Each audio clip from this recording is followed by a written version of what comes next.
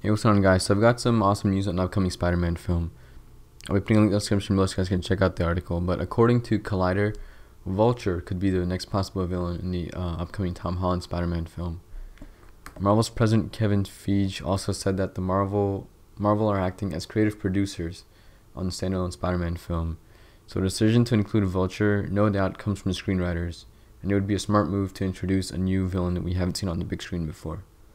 Feige also said that it would provide John Watts, the director behind the new Spider-Man reboot, with serious set-piece potential. Now, this is really big news because if Marvel and Sony played their cards right, this could be the best Spider-Man film that we've had so far. You know, because Vulture is such a formidable adversary for Spider-Man with his flying and his superhuman-like abilities in that suit. You know, the one thing that I really hope they stress upon is the fight scenes.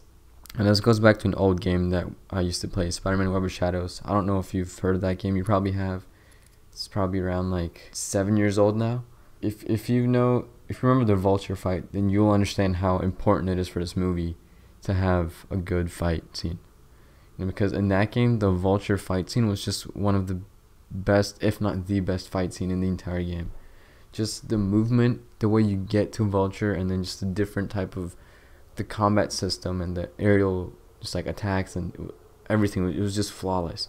So I really want them to create that type of effect, you know, that whole like up in this like super high up in the sky, like skyscraper level, and they're just going at it. You know, that's one thing that I really hope that they do with this fight. They really have a lot of potential to make this fight one of the best Spider-Man fights, even possible one of the best Marvel fights ever. They haven't cast anybody for Vulture yet, but if this information turns out to be true, then we should be getting information on the cast probably in a few months.